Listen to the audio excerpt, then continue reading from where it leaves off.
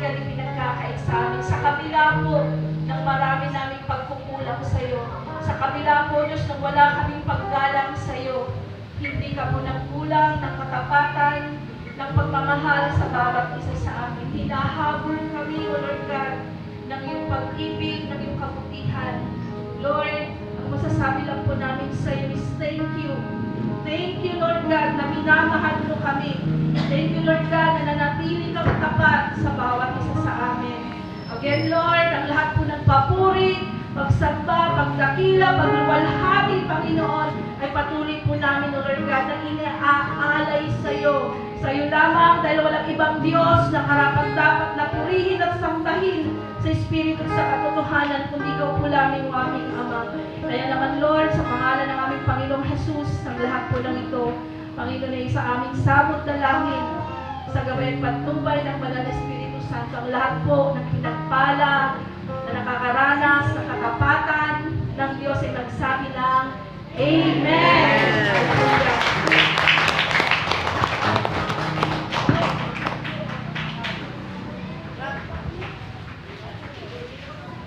Amen. Tayo na po ay makakaupo. Amen. Thank you, Pastora Sonia, sa napakagandang awitin para sa ating Panginoon. Amen. Ngayon naman po ay dumako naman tayo sa pasasalamat natin sa Panginoon. Amen. Sino? Amen. Sister Arlene daw. Next ka, Ate Janet. Amen.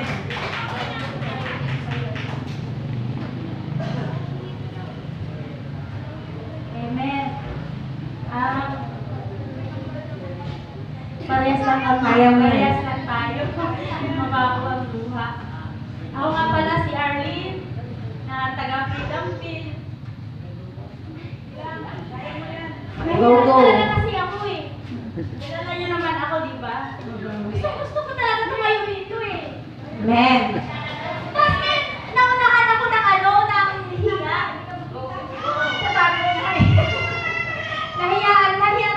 Nahiya talaga ako sa inyo. Gusto ko na talaga tumayo para lang ipapasalamat ang lahat. Ako talaga, namulat talaga sa lula ko na born again. Tuwing linggo, nagsisimba kami ng lula ko. Kasi nanay ko, hindi naman talaga nagsisimba yun. Sa lula ko ako sumasama born again. Tapos ngayon, kaya hanggang nung nandito ako kay Pastora, 11 pa lang ang edad ko, nandito na talaga ako sa Pidampil. Tapos ngayon, yung sa akin ko talaga nagsisimba kami tuwing linggo. Kaya nung time na nagkaroon kami, kahit paano, pumunta ako dito kay Pastora Lipe. 2016 yata yun. 2016, tapos noong 2016, pinalakas ng Panginoon ng loob ko. Noong 2016, dito, nagpunta ako dito. Hindi pa natapos. Kaya yun, sabi ko, yun, nagpapasalamat ako dito dahil tinanggap ako ni Pastora Lipe. Pero pagdating na 2019, ano na naman ako, hindi naman ako nagsisimba, 2019. Kaya sabi ko talagang tapos ako talaga kasi isang sugarol, isang ano. Kasi syempre, ako puro hanap buhay. Pag mayroong sabihin ng Panginoon, anak, ganyan, maghanap buhay ka para magkaroon ka ng kita, ganyan. Tapos ngayon yun, sinusunggaban kung sa madaling salita sa Tagalog. Kaya yung kahit paano, mayroon naman. Tapos, yun, nandito ako. Hindi na naman ako nagsisimba. 3 taon. Tapos, ito na naman, nag-ano sa GC namin na may simba nga dito tuwing ang sunod. Pero doon po ako nagsisimba sa kabila kay Nina Jose. Born again din yun. Tapos ngayon, sabi dito sa GC namin na may simba nga daw sa kulto ng pagkakataon para makita ko si Pastora Lily. Ayan yun, sabi ko na ganyan. Ito ang papasalamat ko sa Panginoon. Ilang araw na rin ako dito nagsisimba, ilang gabi na nga. Ayun, ilang gabi na ako dito. Gusto ko tumayo dito sa harapan. Naunahan talaga ako ng hiya. Kasi talagang mabago ang luha ko talaga eh. Hiyain talaga ako. Ayun, pasalamat ko sa Panginoon kahit ano ang dumating na problema sa amin, sasabihin ng Panginoon. Lagi na umusap sa akin na, Arlene, kailangan mo nang magsimba, kailangan mo na kasi hindi naman talaga sa atin para sa mundo. Hindi naman talaga sa atin itong mundo na to. Para bigyan mo Huwag kang bumitaw sa akin. Yan lagi ang sinasabi sa akin ng usap. Ito pa nga minsan nagpupulong sa akin ng Panginoon eh. Ay Arlene, kailangan mo na ano ng pastora kasi nung kami ni Pastora Michelle, magsabay natin kami nag-aaral ng born again pero ang hinuna ko pag-aaral. Pero sa awa naman ng Diyos, natapos naman ako sa pag-aaral ko, talagang sinikapan ko yun. Tapos naman sila ni Pastora Michelle, natapos naman sila. Sabi ko nga, ang galing na, nung dumating ako, ang galing naman nila ni Pastora Michelle, samantala dati katulad ko rin, mahiyain. Kaya sabi ko, ano, napunta talaga ako. Kaya sabi ko nga, ang galing talaga ng Panginoon, kahit tapos ka sa pag-aaral, pero malayo ka naman sa Kanya, di ba? Ang hirap din. Ang lahat ng ito ay maiiwanan natin sa tayo namatay. Kaya sabi ko, hindi talaga ako bibitaw sa Panginoon. Ngayon na nangyayari sa akin, pagsusubikatan ko na makapag-aral din dito na ilang ako ni Bishop, di ba? Na mag-aral ng daw. Kaya sabi ko, salamat talaga ako sa Panginoon at hindi okay. Kahit anong problema na dumating sa amin, may pera man ako wala, talagang Panginoon ang sinasambit ko. Ayan, nakasalog ko. Maraming salamat po sa Panginoon. Amen. Amen. Tunay nga na ang mga yaman natin dito sa mundo ay hindi natin madadala. Sabi nga mag-impok tayo ng kayamanan sa langit, hindi dito sa lupa. Diba? Yan, Sister Arlene nga, masaya kami at nakabalik naman muli. Parang nga siyang kabuti. Sorry po sa iyo, pero parang ganong kabuti. Pero sabi nga niya, nangungusap ang Panginoon. Kaya kung tunay ka anak ng Diyos, kakausapin ka niya lagi. Diba? Nawa ay Sister Arlene, magpagamit ka na rin sa Panginoon at magpastora ka na rin. Yan. Tama yan siya ni Bishop na mag-aral dahil marami pa tayong hindi alam. Marami pa tayong dapat matutunan. Kaya higit sa lahat ang mag-aral tayo ng salita ng Diyos. Amen. Sino pa po ang magpapasalamat? Sister Janet. Amen. Palakpakan natin siya. Palakpakan natin mga magpapasalamat para lumakas yung loob nila.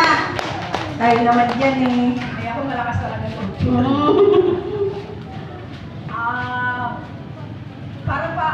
Parang full of blessings talaga ako dahil parang araw-araw yata na ako tumatayo dito. Pero ito sariwa talaga. Yung mga prayers natin. Pero bago ako patuloy sa aking patutuo, susundan ko yung kay Sister Arlene. Nalala ko nung dito ka pa nakatira sa Block 40 na nang malakas pa ito magsugal. Na minsan nagtatago yan doon sa likod ng bahay niya. Minsan dumating yung time na parang problemado na siya. Minsan nag-chat niya sa akin, Ate Janet, sabi ko, why?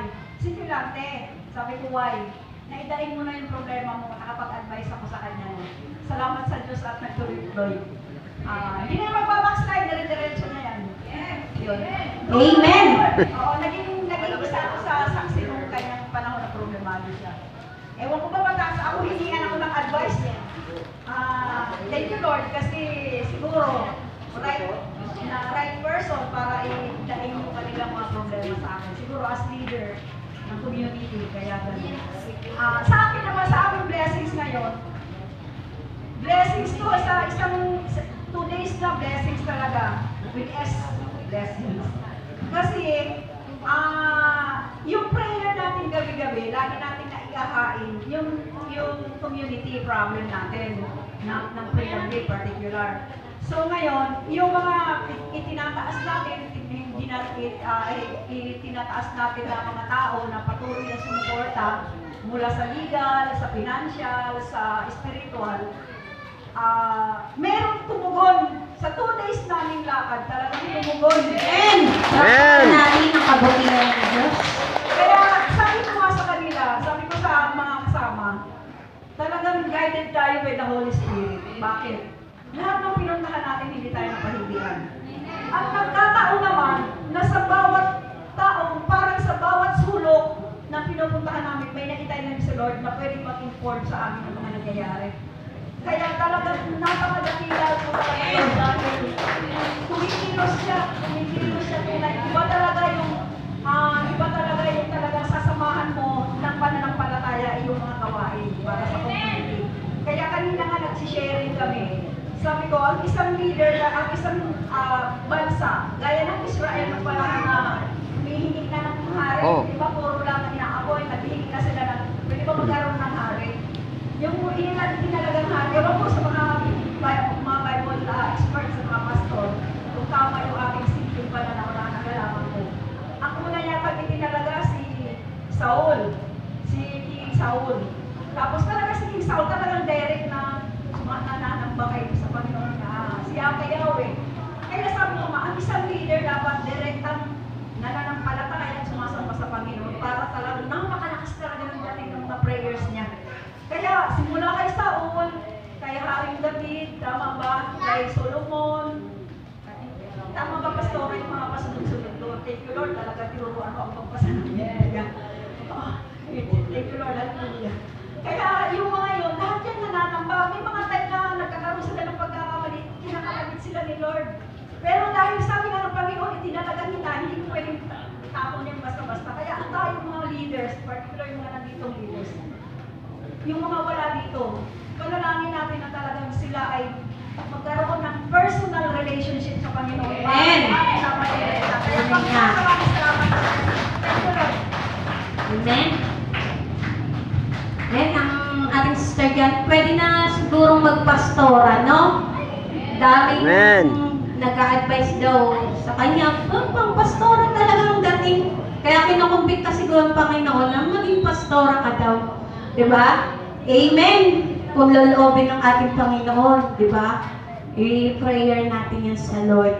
Napakasarap nga, tunay na maglingkod sa Panginoon. Lagi tayong direkta talaga sa Kanya, wala na tayong ibang dadaanan. Kundi sa Kanya lang talaga, wala nang pasikot-sikot, liko-liko. Sa Lord lang tayo, sentro lahat ng bagay.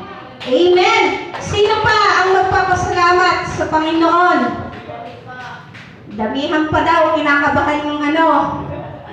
Men, kung wala na, patuloy natin kakabahin. Men, sa tulong ng Lord, diba? Aalisin niyang mga kaba na yan. Yes. Hallelujah. Ngayon po ay dumako tayo sa pinaka-importanting talakayan natin, walang iba kundi ang Word of God na pangungunahan ni Pastor Joel Adonis. Praise the Lord!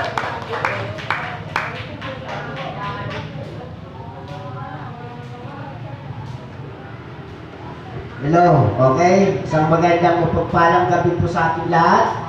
Higit sa ating Panginoon.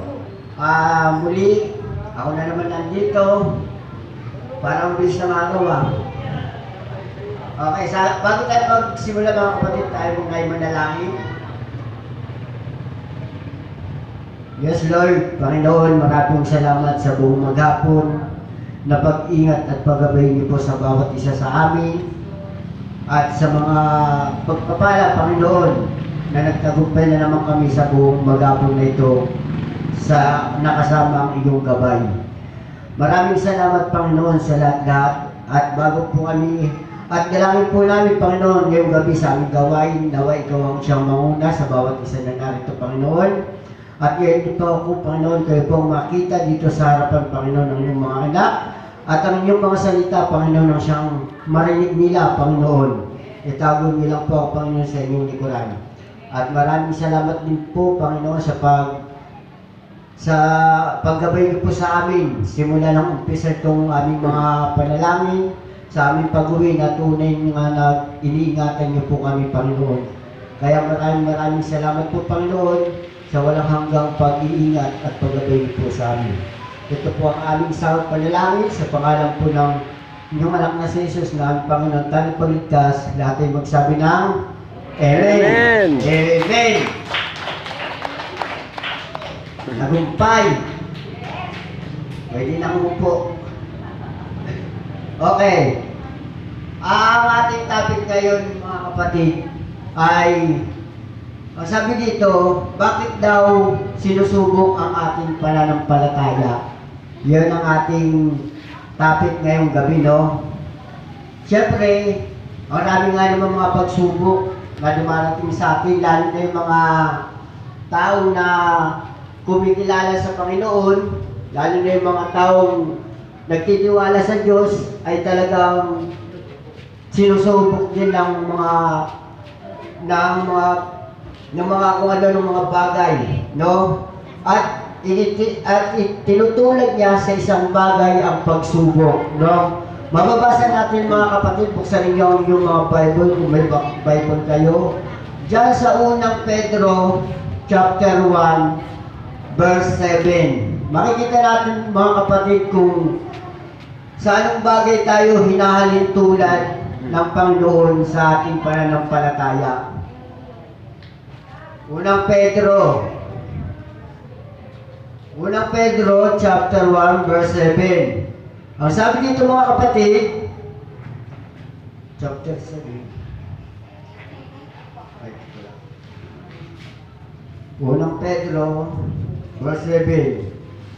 Dito tayo hinahambing. No? Sabi dito, ang ginto na nasisira ay pinararaan sa apoy upang malaman kung talagang dalisay. Gayon din naman ang inyong pananampalataya na higit kaysa sa ginto ay pinaparaan sa pagsubok.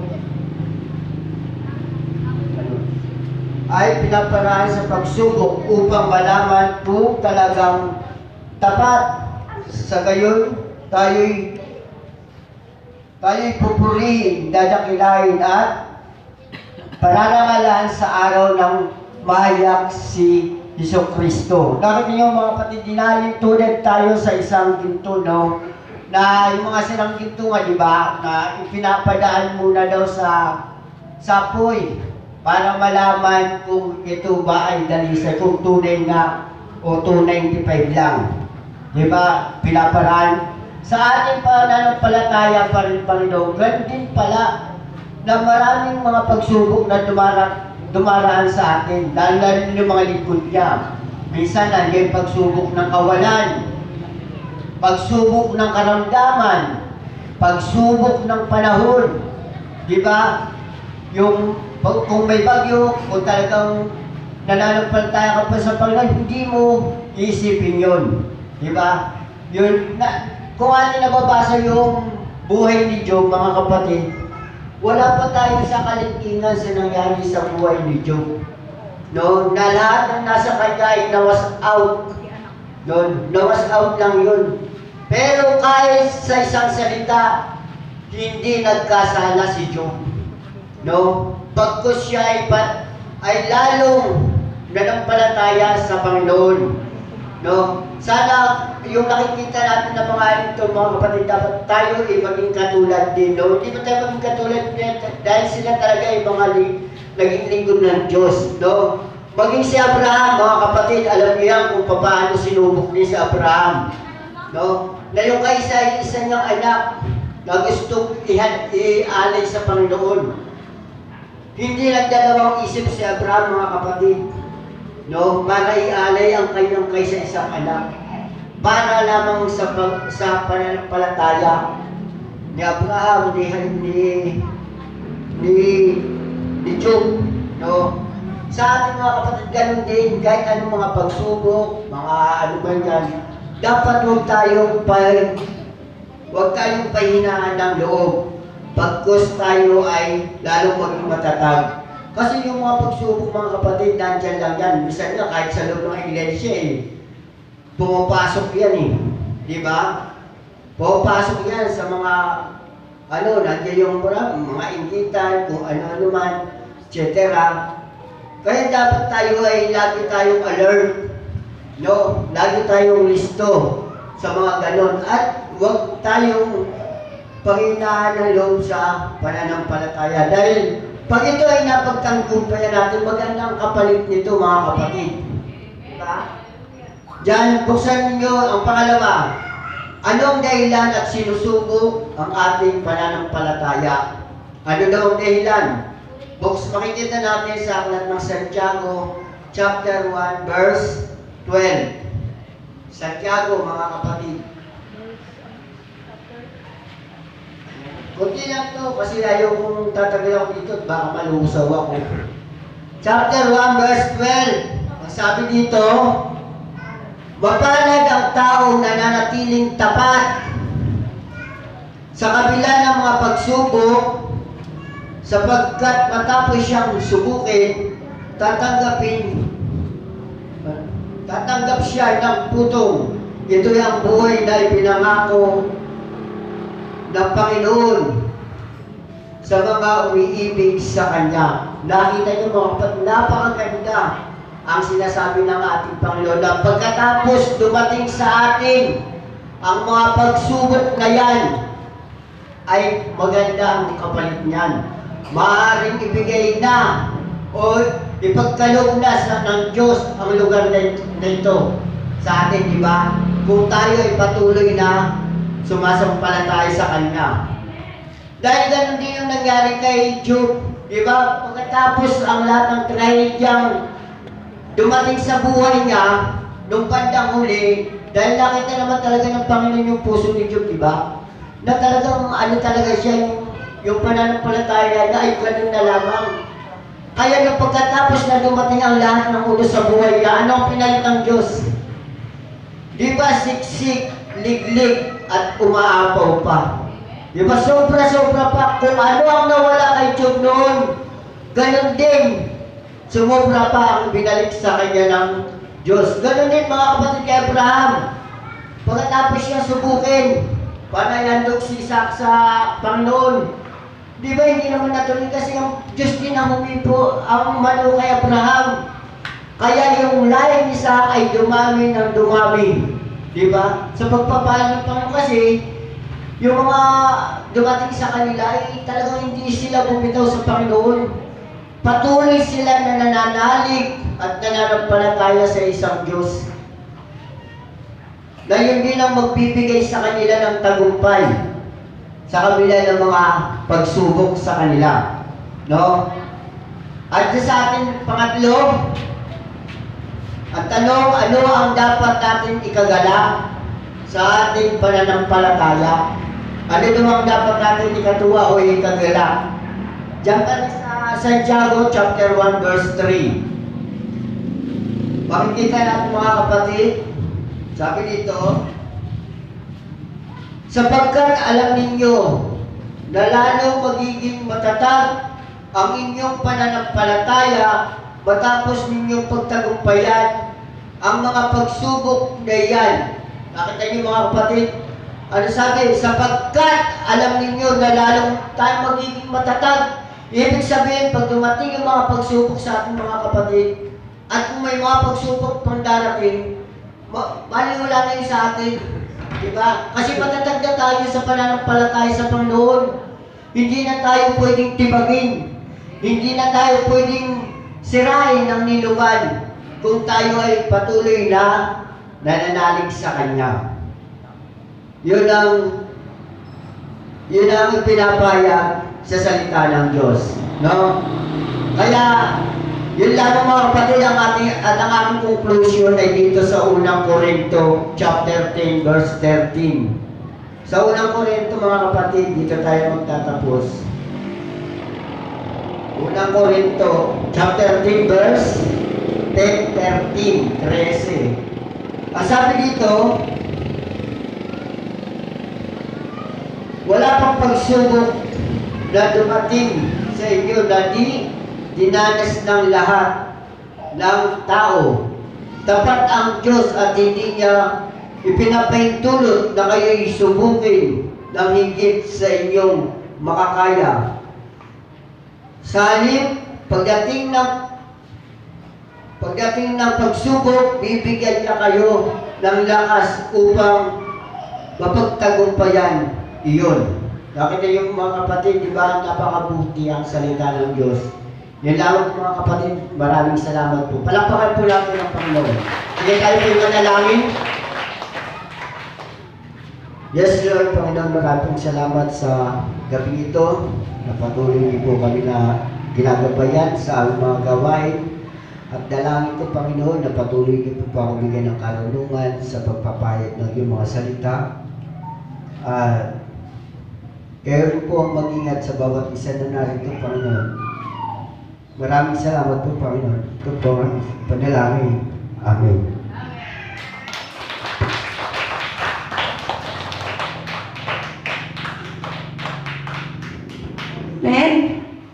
hanggang Mike, talagang sumisingaw yung kaba eh. Kape ka kasi ng kape, huwag kasing magkakape. Pag mag-uumpisa, huwag magkakape. Lalong papakabayan eh. Amen. Amen. Pero sa ganun pa man, inatapos ang ating salita ng Diyos na nagpapaalala palagi sa atin sa mga pagsubok na dinaranas natin. Tayong lahat ay hindi exempted, bigyan ng Panginoon ng pagsubok. Lahat dumaranas, mapa-Kristiyano, mapa-hindi Kristiyano, ay dumaranas ng pagsubok. Pero hindi yan ibibigay sa iyo ng Panginoon na hindi mo kaya. Nasa pag-handle lang natin yun at sa tulong ng Panginoon. Amen! Palakpakan po muli natin ang Panginoon. Kaya tawagan ko na po si Pastor Jess na siyang mag-uulit muli at siya rin ang banal na hapon.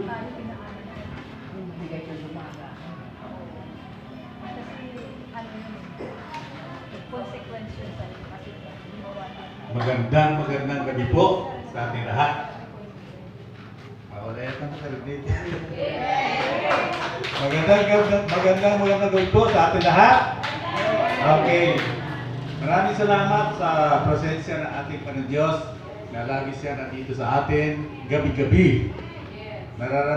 Nararamdaman din natin yung lahat.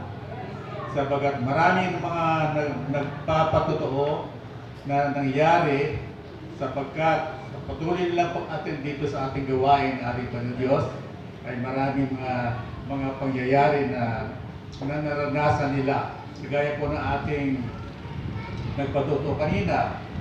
Matagal na rin dito na hindi nakasimba. Ngunit nung mayroon tayong pananambahan gabi-gabi ay nandito na siya. Parang ingit doon sa kay Pastor Michelle. Kasi si Pastor Michelle ay wala nang hiya. Ay mahihayin siya. Si ate, si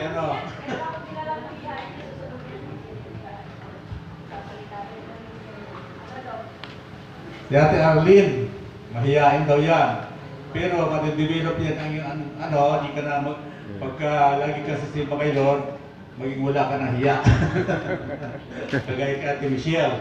Pero si Pastor Joel, medyo mahihayin pa. Pero mawala rin yan. Mawala rin ang kanyang hiya pag tayo ay tuloy-tuloy na sumasamba sa ating Panginoon Diyos. Ay maraming salamat dito sa ating mga praise and worship, mga youth ni Pastor Sonia.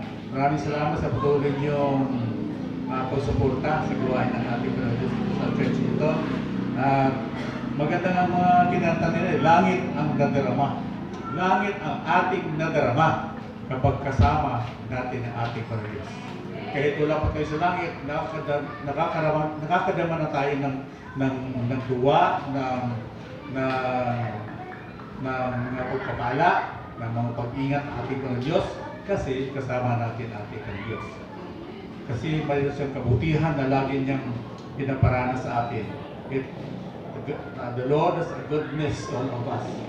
He is a kindness para sa atin. Mayroon siyang kindness, may goodness, na pinaparanas lagi sa atin kasi tayo po ay kasama ng ating Panginoon. Kaya ganun po advantage ang mga Kristiyano pag tayo ay kasama natin ang ating Panginoon Diyos, parang nadarama natin ang ligaya, kagalakan.